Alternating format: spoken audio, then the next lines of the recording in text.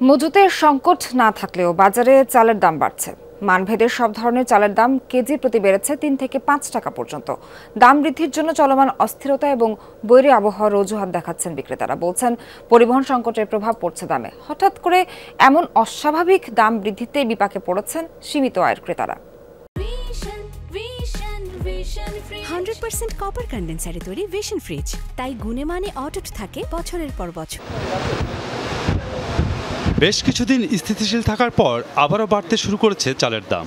Mill gate থেকে শুরু করে পাইকারি এবং খুচরা সব স্তরেই দাম বাড়ছে।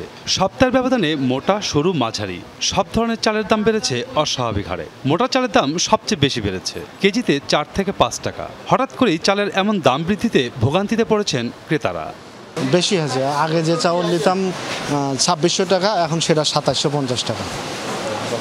বস্তা বলছি ১৫০ টাকা বেড়ে গেছে, ১৫০ টাকা বেড়ে গেছে। তাদের সিন্ডিকেট উপরে থেকে যারা মেল মালিক তারা ওখান থেকে ফোন করে দেয়, ফোনেতে তাদের ব্যবসা। এখন তারা মিডিয়া লাগে না, তারাই মিডিয়া। তারা বলে বৃষ্টি মাল আসে না, তারার অনেক বাহানা। তারা তো বিক্রি করবোই, তারা না নিয়ে তো আমরা বাঁচবো না, ঠিক না?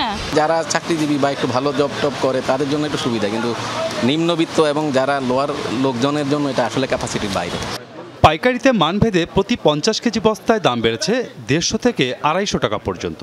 বিক্রেতাদের দাবি, চলমান অস্থিরতার প্রভাব পড়েছে চালের বাজারে। পরিবহন সংকটের নেতিবাচক প্রভাব পড়েছে সরবরাহ ব্যবস্থায়, গুনতে হচ্ছে বাড়তি পরিবহন ভাড়া। অন্যদিকে দেশের বিভিন্ন অঞ্চলের বন্যা ও বৃষ্টির কারণে মিল ও চাতালে উৎপাদন কমেছে। যে ২৮ চাল ছিল আগে ৫০ থেকে ৫২, সেটা এখন ৫২ থেকে ৫৪ টাকা হয়েছে। আর মিনিকেটটা আসছিল ৬৬ থেকে ৬৮, ওটা ৬৮ থেকে এখন ৭০ টাকা। এক গাড়ি মাল যদি কিনি তাহলে ১৫ লাখ টাকা, আর একটা গাড়ির দাম আছে মনে করেন ৩০ থেকে ৩৫ লাখ টাকা, মানে প্রায় ৫০ লক্ষ টাকা, মানে অর্ধ কোটি টাকা রিস্ক নিয়ে তো কেউ ছাড়বে না, ঠিক না? তো রিস্ক নিয়ে আসে, ওখানে আবার রিস্ক নিয়েও আসে কেউ, ওটা কিন্তু আবার বাড়াও বেশি।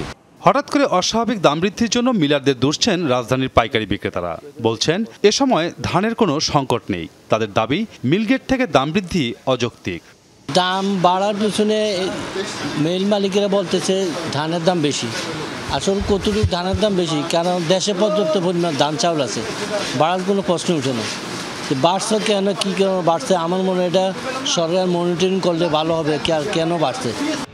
রাষ্ট্রায়ত্ত সংস্থা ট্রেডিং কর্পোরেশন অব বাংলাদেশ টিসিবির হিসাবে গত এক মাসে চালের দাম বেড়েছে ৪% বেশি।